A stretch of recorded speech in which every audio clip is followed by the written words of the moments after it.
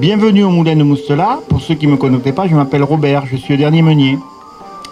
Et ce soir, vous êtes là parce que un jour, on a eu un rêve fou. J'ai rencontré Marion. Je suis tombé sous le charme. Il dit, est-ce qu'on ferait un projet d'animation l'été à Moustelat? Donc pour le moment, avec Marion, on vous remercie d'être venu parce qu'on est très contents. Et je vais laisser la parole pour un instant à Thierry le conteur. Vous avez aussi Philippe qui lui fait des photos. Et avec le drone, il a fait des photos là, du moulin, tout ça. Enfin, on en parlera tout à l'heure. Il est sur YouTube, donc vous allez passer sur YouTube. Donc une petite histoire pour vous mettre en appétit. En fait, que je vous explique, les histoires que je raconte, ici et ailleurs, viennent de mon arrière-grand-père qui se prénommait Léon. Donc dans le petit village de Damouzy, il y a longtemps, il y avait en bordure de forêt une petite maison. Dans cette maison vivait un couple. Lui était paysan, il s'occupait de la terre, elle s'occupait de la maison. Ils avaient une fille de 16 ans, et elle s'appelait Marie. Mais un jour de printemps, sa mère lui dit « Écoute Marie, il faudrait que c'est la saison des cerises, il faudrait que tu ailles récupérer des cerises. » Elle a soufflé, Marie, elle aimait pas trop. En plus, il faisait chaud, parce que dans le nord, oui, il fait chaud. Et elle a pris son panier, un panier en osier qui était un peu abîmé. Il fallait traverser la forêt, et derrière la forêt, il y avait un grand verger. Un immense verger dans lequel il y avait tout un tas d'arbres fruitiers, et les gens du voisinage allaient se servir. Là, c'était la saison des cerises. Donc elle est partie jusqu'au verger, et puis elle est arrivée devant un cerisier absolument énorme, rempli de cerises, des belles cerises noires, juteuses. Et elle a commencé à en manger. Elles étaient tellement bonnes, elle s'est remplie de cerises. Elle a rempli au bout d'un moment son panier. Mais il faisait tellement chaud, elle avait mangé tellement de cerises qu'elle s'est mise à avoir soif. Elle a posé son panier sur la pierre bleue, a trempé ses mains dans l'eau et... Elle a bu d'ailleurs beaucoup, et puis elle s'est rafraîchie. C'est au moment où elle s'est redressée, dans l'eau là, dans l'eau de la fontaine, elle a vu un reflet. Il y avait quelqu'un. Elle a redressé la tête, et en effet, il y avait quelqu'un.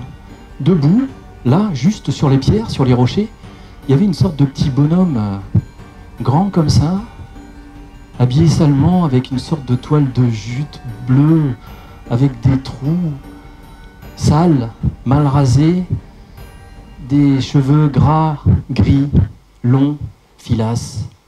Et à Damouzy, le 3e dimanche de septembre, il y a la fête de la rabote.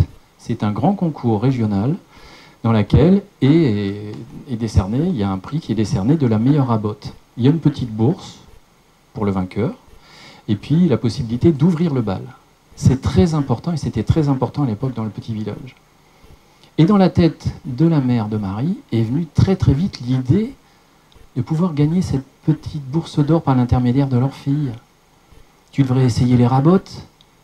Il n'y en avait jamais dans le village qui en avait mangé d'aussi bonnes. On en a fait goûter aux voisins, à la famille, et oui, pourtant jamais personne n'avait vu cuisiner.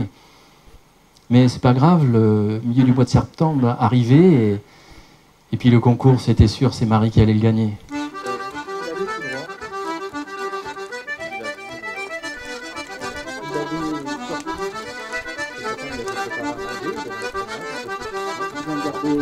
De quoi faire écoute, je peux faire un cadeau. Il a sorti d'abord des clés, c'était pas ça. Il a sorti une pomme, c'était pas ça. Il a sorti une échelle, il l'a posée, c'était pas ça. Dans la poche de derrière, il y avait une brouette, il a sorti la brouette. Et puis... C'était tout au fond de la poche du pantalon. Tiens mon gars, prends. Alors il a pris, c'était un petit moulin, comme un petit moulin à poivre, un petit moulin à sel. Bah c'est gentil, mais qu'est-ce que tu veux que j'en fasse? Mon gars, il est magique ce moulin. Il est magique. Si, rigole pas. Ce moulin là, tu peux faire venir ce que tu veux avec. C'est-à-dire, eh ben je vais te dire. Il y a une petite formule de début, une petite formule de fin. Tu dis, moulin, maintio, moulin, mousse que je veux, moule du saucisson. Et en effet, le moulin s'est mis à tourner tout doucement. D'abord, il n'y a rien eu. Et puis après, il y a une sorte de saucisson qui a commencé à sortir. C'était du saucisson. Il y a une formule pour l'arrêter. Moulin, mon petit moulin, arrête-toi, il va en avoir trop. Paf, et le moulin s'est arrêté. Et mon histoire est terminée. Il y a écrit